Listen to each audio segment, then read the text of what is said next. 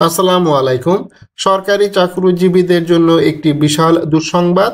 সরকারি চাকরিজীবীদের বহু প্রতীক্ষিত নবম পে স্কেলের সিদ্ধান্ত নেবে আগামী সরকার। এটা অর্থ উপদেষ্টা আজকে বলেছেন। অর্থ উপদেষ্টা বেশ কিছুদিন ধরে বিভিন্ন খেলায় মেতে আছেন। তিনি বেশ কিছুদিন আগে বিভিন্ন পত্রিকায় বলে বেড়ালেন যে এই সরকারের আমলেই অর্থাৎ আমরাই পে স্কেলটা ঘোষণা করে দিয়ে যাব, কিন্তু শেষমেশ তিনি আজকে সুর পাল্টিয়ে বলে দিলেন রাজনৈতিক খেলার মতো, অর্থাৎ রাজনৈতিক ব্যক্তিরা যেমন সকালে একটা কথা বিকালে একটা কথা বলেন, ঠিক তেমন অর্থ উপদেষ্টা সেই কথাই বলে দিলেন যে সরকারি চাকরিজীবীদের বহু প্রতীক্ষিত নবম পে স্কেল আমরা দিয়ে যাব না, এটা আগামী সরকার এসে দিবে। অর্থাৎ এটা নির্বাচনী একটা ম্যান্ডেট হয়ে দাঁড়াবে। অর্থাৎ নির্বাচনের সময় যাতে রাজনৈতিক দলগুলো আপনাদের সামনে সরকারি চাকরিজীবীদের সামনে কি নিয়ে ভোট করবে, ঠিক আছে, তো এই পে স্কেল দিব, আপনাদেরকে পে স্কেল দিব, আপনারা আমাকে ভোট দেন, এই কথা বলে বলে আপনাদের কাছ থেকে ভোটটা নিবে। তো এই সব পে স্কেলটা মূলত একটা রাজনৈতিক খেলা হয়ে গেছে। সরকারি চাকরিজীবীদের নতুন যে পে স্কেল সেটা এই সরকার দিচ্ছে না, এটা কনফার্ম আগামী সরকার এসে বাস্তবায়ন করবে। আগামী সরকার কি আদৌ এটা বাস্তবায়ন করবে? এবং অর্থ উপদেষ্টার কিছু কথাবার্তা আপনি শুনেন। তিনি মানে বাজারে তো কখনো যান না, যারা এই ধরনের পদে বসেন তারা কখনো বাজারে যায় না। তিনি বলতেছেন সম্প্রতি সময়ে মূল্যস্ফীতি কিছুটা কমেছে। মানে ওনার কথা শুনে আসলে মানে হাসবো না কানবো, ঠিক আছে, মানে এটা আসলে বোঝার কোনো উপায় নেই। তিনি বলতেছেন সাম্প্রতিক সময়ে মূল্যস্ফীতি কিছুটা কমেছে, হ্যাঁ, চালের দামও মোটামুটি সহনীয় পর্যায়ে রয়েছে, তবে খাদ্য বহির্ভূত মূল্যস্ফীতি বেড়েছে বলে স্বীকার করেন তিনি। বাহ, মানে সবকিছু মানে খাদ্য বহির্ভূত মূল্যস্ফীতি বেড়ে গেছে কিন্তু খাদ্যদ্রব্যের দাম একেবারেই কমে গেছে, খুবই ভালো কথা।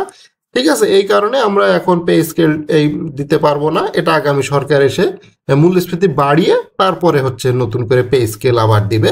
এই যে তাহলে এই যে নাটক করা হলো, সরকার এই বর্তমান সরকার বিভিন্ন নাটক এবং সিনেমায় জনপ্রিয় হয়ে গেছে, ঠিক আছে, তারা নাটক করতে করতে মানে তারা মানে এক্সপার্ট হয়ে গেছে। হ্যাঁ, যেমন এর আগে সরকারি কর্মকর্তা কর্মচারীদের মর্গ ভাতা দেওয়া হবে এই বলে মানে একটা সারা বাংলাদেশে মানে ব্যাপক একটা আলোড়ন সৃষ্টি করে ফেললেন, এবং তিনিও সহ তাদের মনোনীত যে ওই যে মখলেসুর রহমান, ডক্টর মখলেসুর রহমান, যিনি যারা খেদাই দিছে সচিবালয় থেকে, ঠিক আছে, উনি সাবেক এই যে মন্ত্রী পরিষদ সচিব ছিল, ঠিক আছে, উনারে পাছায় লাত্তি মেরে খেদাই দেওয়া হয়েছে। এইসব লোকজনকে আসলে মানে এই ধরনের করাই উচিত, অনেক আগেই করা উচিত ছিল, ঠিক আছে।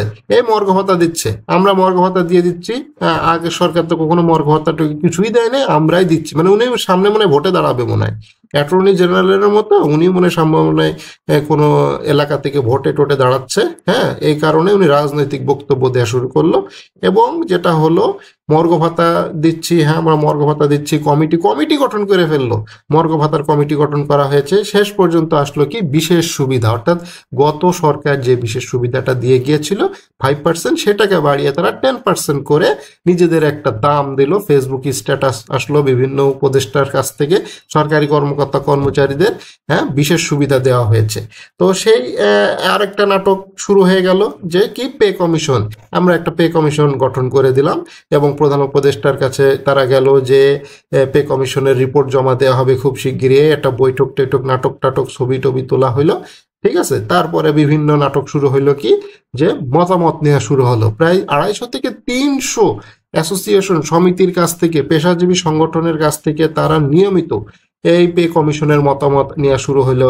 অনলাইনে জরিপ করা শুরু হলো, পরিসংখ্যান ব্যুরোরে দায়িত্ব দেওয়া হলো, আপনারা মাঠে ঘাটে যারে পাবেন তারে ধরে জিজ্ঞেস করেন ভাই পে স্কেল কত দিলে ভালো হয়, আপনার কত টাকা প্রয়োজন, আপনার গ্রেড কত দিলে ভালো হয়, ঠিক আছে। তো এই বিভিন্ন নাটক এটা ওটা ধানাই পানাই শুরু হয়ে গেল, এবং একটা বিশাল একটা কর্মযজ্ঞ শুরু করলো, শুরু করে পে কমিশন গঠন করলো, পে কমিশন গেজেট প্রকাশ করলো, বিভিন্ন দপ্তর অধিদপ্তরের কাছ থেকে মতামত চা হলো, ভাই আপনারা কত টাকা নেবেন, আমাদের কাছে টাকাই টাকা, টাকা ছাড়া আমাদের কাছে কিচ্ছু নেই, ঠিক আছে, শুধু টাকা আর টাকা আছে, আপনারা মতামত দেন, আপনাদের গ্রেড 10টা লাগবে 15টা লাগবে, কি লাগবে না লাগবে, এই নিয়ে একটা মতামত শুরু হয়ে গেল। এবং সকল মতামত যাচাই বাছাই শেষে উনি আজকে বললেন যে সরকারি চাকরিজীবীদের পে স্কেল এই সরকার দিচ্ছে না, আগামী সরকার আসবে তখন তারা চিন্তা ভাবনা করে দেখবে যে এইটা আসলে পে স্কেল দেওয়া যায় কি যায় না। একটা মানে মহা প্রতারণা খেলা শুরু করেছে বর্তমান এই অর্থ উপদেষ্টা সহ তাদের যে অর্থ মন্ত্রণালয় এবং যারা এই পে কমিশনের সাথে যারা জড়িত আছে। এখন সামনে এটাও বোঝা যাচ্ছে যে আগামী যে ডিসেম্বরে বলতেছে গেজেট প্রকাশ হবে, গেজেট তো দূরের কথা, এবং কমিশন যে সুপারিশ দেবে সে সুপারিশটাও ঠিকঠাক মতো দিবে না, এমন একটা মানে বাজে এবং বিশ্রী টাইপের একটা সুপারিশ দিয়ে যাবে যেটা মানে মানে একটা সাধারণ নিম্ন শ্রেণীর যে কর্মচারী আছে অর্থাৎ তৃতীয় এবং চতুর্থ তারাও এটা ছুঁড়ে ফেলে দেবে। ঠিক আছে, তো এই ধরনের কার্যক্রম করবে এবং তিনি যেটা বলতে চাচ্ছেন যে এখন মূল্যস্ফীতি কিছুটা কম, এই মূল্যস্ফীতি যেহেতু কমে গেছে তো সেহেতু পে স্কেলের তো কোনো প্রয়োজনই নেই, সামনের সরকার আসবে তারা ভেবে চিন্তে দেখবে দেশের পরিস্থিতি খারাপ, অর্থনৈতিক পরিস্থিতি খারাপ। দেশের অর্থনৈতিক পরিস্থিতি কবে ভালো ছিল? ঠিক আছে, 1971 সালের পর থেকে আজকে 2025 সাল, কবে দেশের অর্থনীতি ভালো ছিল? কোনোদিন অর্থনীতি ভালো ছিল না।